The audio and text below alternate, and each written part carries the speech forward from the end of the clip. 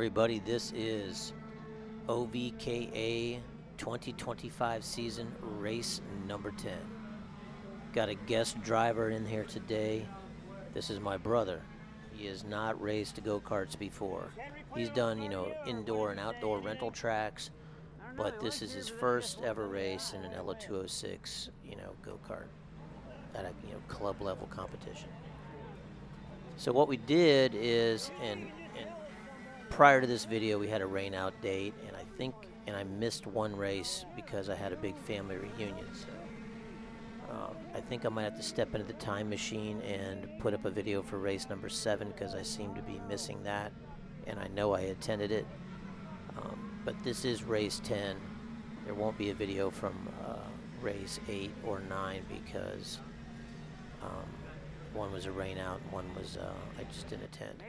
Anyways, prior to this race, the week before, my brother, who lives in Florida, came on up and took a week off of work, and I took a week off of work as well, and we spent the week heading up to G&J to get in some practice. So prior to this race, we have had 2 practice days, and my brother did get in a pretty decent amount of laps. So he was able to work on the line. There wasn't a lot of us out there. A couple of my buddies showed up the one day, so we had a nice little group of about 5 or 6 guys practicing. So he got, a decent amount of experience. He might have got in about 50 laps each day, which is a decent amount. So going into the actual race day, he isn't too uncomfortable with driving around the track because obviously we practiced the layout that we're racing today. And, he has some familiarity with it. And I drove around him a little bit on the track as well as some of my other teammates did. So this is the pre-final. We're going to go out because this is his first race. He will be starting on the last row. And got one of my buddies. I know pretty much everybody in this class. The 68 right in front of him is a fairly new guy. And I think he might, I don't know if he has the X on his helmet or not. But other than that, I know the vast majority of everybody in this race. I ended up qualifying P2, so I'm on the front row with the number 16. You won't really see me in this video because it's going to be mainly my brother driving. But he did. He actually went out and practiced in my Ricciardo kart a little bit, which I'm driving in this race. And I initially was going to drive this Kart Republic, but when I was driving them around on one of our practice days, for some reason, I was a bit faster in the Ricciardo kart. And I think going into race 10, I was either in first place in the points or in second place in the points, and the point difference was very small. So it was important for me to drive the kart that was the fastest, or at least felt the fastest to me. So I chose to drive the Ricciardo kart in this race because there are only 12 races in the season. With this being race 10, we still had 2 more races and a rain makeup date, so there would be 3 more races after this race. So my brother's main goals were to not crash and to not get lapped and to hopefully try to pass somebody. But he is, he's going to go about this, wisely, in my opinion. I think we had about 14 or 15 carts. We had a pretty decent amount. 1, 2, 3, 4, 5, 6, 7, 8, 9. So we had 18 carts out here today. It's a pretty big field. So, he knows he's not going to win the race. He wants to get out there, get some experience, and have some fun. So he, hangs off the back a little bit, but we don't end up going on that actual go-round. So we're waved back around. He's going to get another shot at it. I noticed when I had the camera running for about 2 or 3 minutes at the beginning of the video. He looked like he was sitting there getting in the zone like I do. I'll just kind of sit there and just stare straight ahead, and not really think about anything. Just try to get my heart rate down, get all cooled off. Now, obviously, he's probably a tad more nervous in this race than I am because, I've been doing this now. This is my 8th season, I think. So I don't get quite the jitters like I used to. So he hangs off the back a little bit, and he will be, I think the 39 is to his right, and you might get past him coming down the straightaway right here. So he is in last place. But again, you know, everybody's still right in front of him. And he's, you know, we didn't have this many karts out when we were practicing, so again, he hasn't had anybody crash in front of him, so that's kind of a new experience.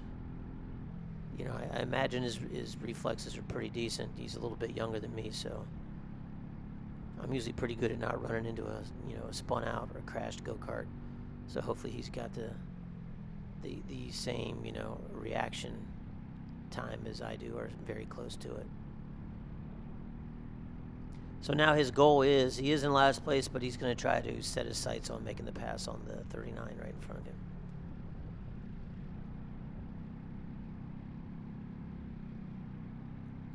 After watching the video, he is taking the lines that I would probably take most of the time. He's staying close to the curbs like you should. I did have his go-kart geared for more torque. We were hitting the rev limiter a lot around the track, more so than I think some of the other competitors.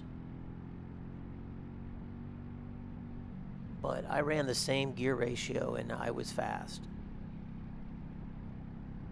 I probably could have handled taking one tooth out or switching drivers and kind of doing the half-tooth change. But I was running right at a 4.0 gear ratio on this race. And I had my brother's kart set up the same way. So with the gear ratio low like that, or I guess high like that, you know, we discussed it earlier. I try to shave off track. There's no need to go way out to try to keep up the momentum, because you've got more torque probably than the majority of the other people on the track.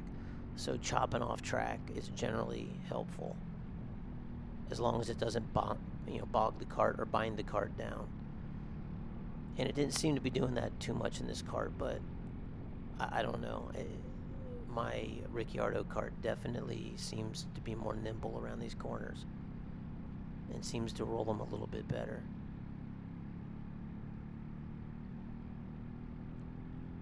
So my brother, and his name is David, I haven't mentioned that yet. David is coming up on the 39, who is, his name is Brian, and he is, you know, he's trying to figure out when he's going to be able to make this move. Now, I will say, I don't generally run over that damn turtle that he's hitting kind of down there in the corner. He's not hitting it bad, but I don't even like to hit it at all because it's one of the steeper corners. They tried to make the move right there, but he didn't quite pull up enough underneath Brian. But he still gets around the corner good. He doesn't blow the corner.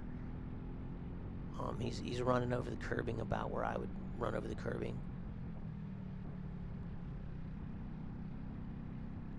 I usually hug this tight. I go a little bit further out before I go around that one right there sometimes. But again, he's getting, he's shaving off distance. Didn't quite catch up to Brian right there on that one, but, you know, he's going to keep trying.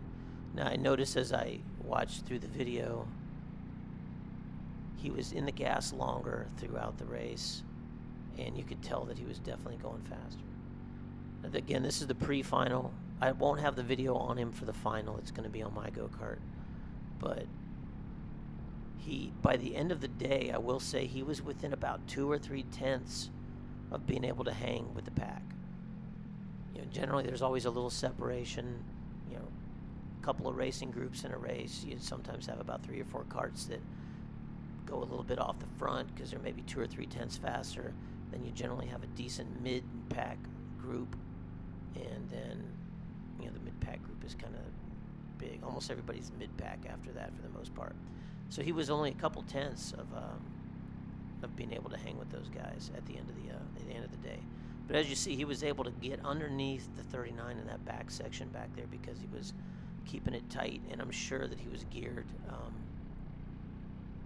higher than the 39. So he was able to out accelerate around that corner and get underneath him pretty cleanly.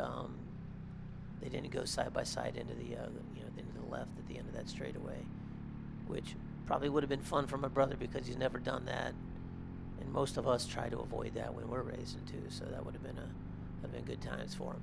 I did have this pan around kind of weirdly slow, and I didn't notice it until I'd already made the video, so I did not go back and change it. But again, he's completed the pass. He's put a little distance, and I will say he's in no danger of getting lapped. Now, he just went past the white flag right there. I thought I trimmed it closer to the actual flag being visible, but I didn't. So this is his last lap, and he is cooking pretty good on this last lap in comparison to like his first couple laps.